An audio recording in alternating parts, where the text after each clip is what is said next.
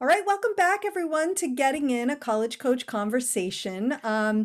In our previous segment, we were talking about Catholic colleges from admissions. Is this the right place for me?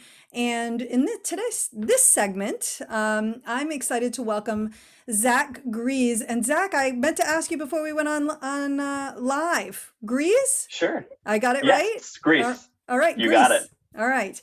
Yep.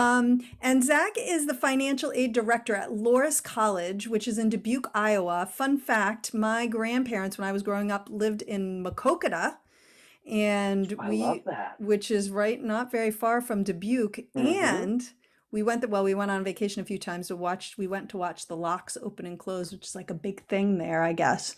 Um, Great. and my ex-husband, still a good guy, even if he's my ex-husband, actually went to Loris College for a year. So He did. he did. I actually know Loris College, Oh, that is great. but tell me, Loris College, really quickly for our listeners. Yes, yes. So we're a liberal arts college, Catholic liberal arts college, and we're located in Dubuque. And for those of you who appreciate the geography perspective, if you look at where Illinois, Iowa, and Wisconsin come together, we are just over each of those lines on the Iowa side. So we're Iowa's oldest city, a lot of history, a lot of character. And the city has really done an awesome job redeveloping over the past 2 decades or so. So just a really cool place. That is really cool. And my Yeah. grandparents did a terrible job of introducing me to Dubuque because I knew none of that. And Oh, admittedly, I was great. 10 the last time I was there. Um, A while back. so Loris is also, right, I think you mentioned it's a Catholic school. Correct. And so my first question for you is there an advantage to kind of the way that Loris or Catholic schools in general that you see when it comes to providing financial aid packages to students? Yes, awesome question. I do think that whatever the motive, whether it's the Catholic faith or the sort of extra compassion that maybe comes from this Catholic rooted identity, we try to be really cautious about loans when we're presenting offers, Hmm. to the extent that we don't want to simplify borrowing so much that it prevents students from pursuing some of the thought-based ways to lower their cost or cover their cost.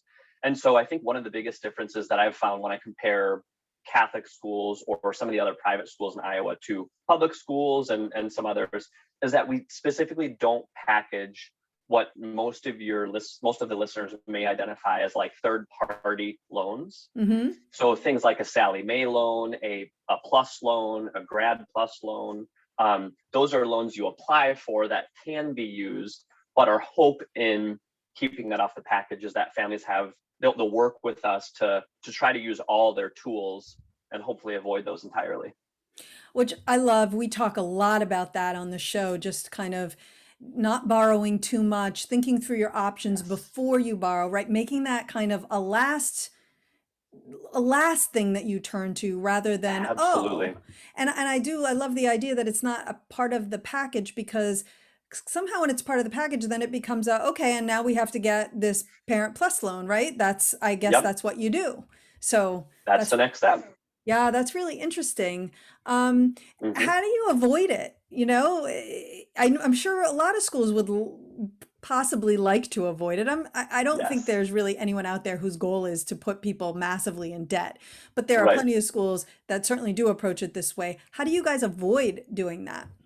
Yes, good question. So a part of our strategy is that when we present offers, we present uh, we present a merit award and awards based off of the FAFSA, the free application for federal student aid. Hmm. Um, we've also created a number of what we would call stackable opportunities.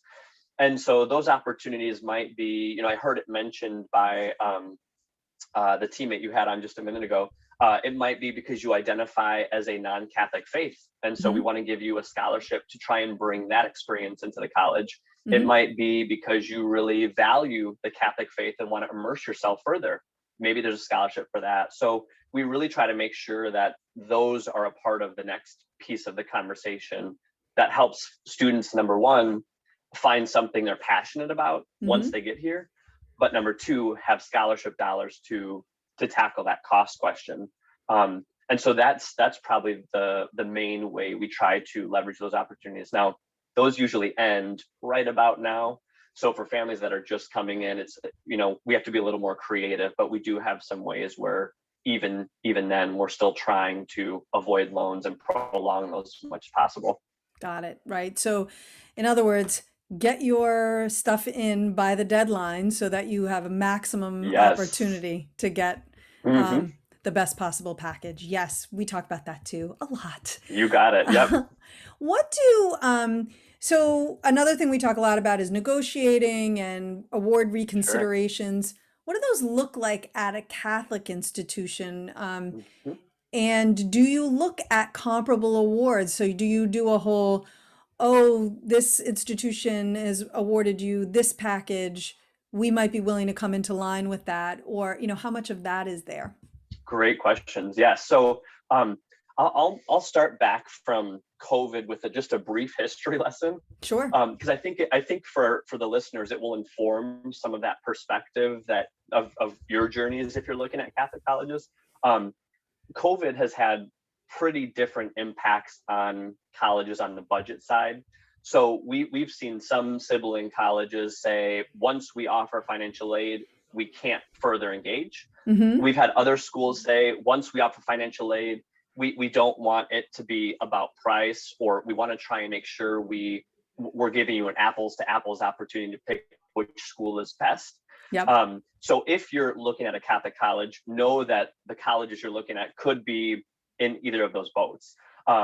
What that looks like for us this year is we did create we tried to create as equitable a system as we could, to really look at things like, do you have a competing offer from a very close school? Mm-hmm. How big is the price difference? And then some other variables. And we used a point system to try and keep the dollars we were giving equitable. And that motive really came from the CARES grant, where we saw families with really large incomes getting Mm-hmm. larger dollar awards from the CARES grant, which was an expense offset grant last Okay. year from the federal government. And so we wanted to try and make sure that if a family had a lower income, they were still able to see the same value in negotiating, if you want to use that word, that Sure. a family with higher income may. And so we tried to keep it equitable. We've tried to listen and make it work. And I think most of the colleges that we're working with often, they've got a similar model in play. Got it. And do you think that being a Catholic college plays into that approach of, more a little bit more equity, being smarter about those dollars and making sure that they're going as far as they can for as many families as they can?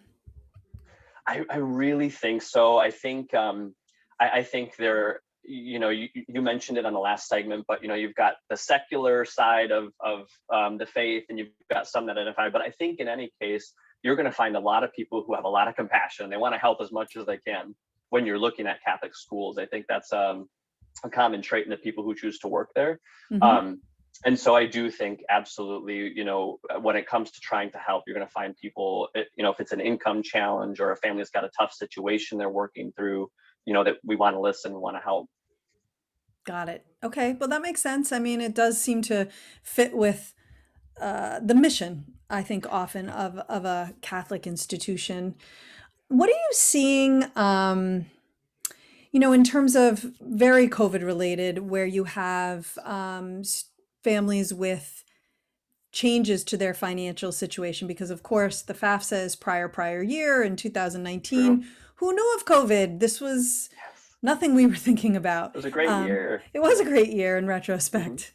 It was also great years before a very big birthday of mine, so it feels, life was a Oh. lot, brighter than maybe it was the pandemic. I don't know. But Yeah. are you seeing an increase in requests for families explaining how their financial situation has changed, and how are you handling that? Great question. And I think you touch on a nice subtle difference. Sometimes you as a family may have a motive of what might be under the negotiation bucket, where you're saying we've got a couple competing offers and we want to try to minimize the price difference. So so we can just choose where we like best and not have that secondary concern. And then you also have the appeals driven way of trying to seek more help. And that is really what you just summarized really well. And that comes from situations where it might be a plea of some kind. Hey, we lost work for 6 months because one of the parents couldn't work. They were inside, they had pre-existing conditions, and they couldn't be exposed. Mm-hmm. So we have all that income that's lost. Is there more help we can get? We've seen those increase a lot. Yeah. So for example, 2 years ago, I'm going to skip last because that was, right about now was when the pandemic was hitting. But 2 years ago, we had about 20 what we would call appeals at this time in the cycle for our Mm-hmm. incoming first year students. This year, we're up to about 50. Wow. And our numbers are right about the same. Yeah. So you can tell families are really struggling with a lot more in terms of medical expenses, income changes. And so I encourage families to be really open with schools if that's on your mind at all, just to share it candidly and know that schools will want to be listening for that type of thing. Yeah, I mean, we can't say it enough. It never hurts to ask. They're not going to Absolutely. rescind your offer over asking. And if you have extenuating circumstances, it ultimately may be deemed that it's not quite enough to change things, but you'll never know unless you ask. And there's a likelihood that they will be deemed enough. And so I think that's really, really an important point for our listeners to think about. So as we get closer to May 1st, which is when students are going to be making their final decisions, what are some of the most common questions you're getting asked by these students who are considering you guys, and any topics that particularly are coming up in the financial aid process? Yes, great questions. One that we are hearing quite a bit now is related to the second version of the CARES grant. The CARES grant came about in March or April last year. The second one passed late in December, and that gave colleges another piece of money that they were charged to distribute to students to try and help. Think of it a student stimulus, if you will. Mm-hmm. And so we've got some families that are coming in the fall, and they're saying, hey, can we get some of that? Are we eligible? Is it accessible? And unfortunately, that money has to go to students who are currently enrolled. And if there's some left in the future, colleges may be able to use it. But I would say as a family who's going through this journey now, you're probably not going to see it on award letters too much. Colleges can't make it conditional upon enrolling. They Mm-hmm. can't use that as sort of an incentive. So we've tried to help families understand that, and I just share that as context if you're wondering. The third version of the CARES grant was passed recently, and colleges in general are getting more money to distribute in some way. We haven't gotten as many details about that yet, though. So if your student does enroll in the fall, you may be eligible at that point in time, but I wouldn't be counting on that in your mindset now as far as a financial plan, because there's just a lot of uncertainty. Got it. Got So it. that's one question we're hearing quite a bit. What? The other one I'll throw out there. Did you have another one? No, I was curious. I knew there was one other, and I was gonna prompt you to share that one with us. Great. Yeah, the other one we've heard quite a bit is related to, is it student loan forgiveness? And so, families have been asking, well, should we be borrowing if the student loans will be forgiven? And you may find colleges and financial aid offices or admission offices, depending on who you're working with, they may share some helpful context, but there's a lot of unknown with that as well. And so it's hard to make a really secure plan. I think for families who are more risk tolerant, have seen some families submit a FAFSA and borrow, even though they wouldn't have otherwise, just based off the conversations they're having with us. There isn't any interest accumulating until the loan disperses at the earliest. So that's not going to be till fall. So if you're coming into college for the first time and you haven't borrowed yet, and the loan forgiveness comes out, who knows if you'll be eligible. But there's just a lot of unknown with that in general. So it's hard to plan on, but we've gotten that question a few times too. Right. So hopefully that thinking helps out a little bit. Right. Hence the challenge with the whole idea of student loan forgiveness, right? Because doing that is not what loan forgiveness is meant to do. It's not meant Oh, to exactly. repay loans for families who didn't need to take loans in the first place. It is meant to help those who are struggling to repay their loans. So, Exactly. yeah, this is why government, it's a tricky thing. It Um, is. Zach, anything else that you wanted to share with our listeners before we wrap up the segment? Not a whole lot. I think the short version of it, just to reiterate, is I think COVID has sort of opened up this need for colleges to be listening to families. So it's nice to hear, Elizabeth, that you're advocating this too, because we really are on our team's end. But share your experiences, share what's happened since COVID. Be open with the colleges and view them as a partner, and I think things will work out as best as they can. Yeah, absolutely. Zach, thank you so much for joining us today. I really appreciate You're it. so welcome. All Thank right. you. Yeah, absolutely. We're going to take a quick break. And when we come back, we're going to be talking about how you decide amongst all of the options that you have. So don't go away.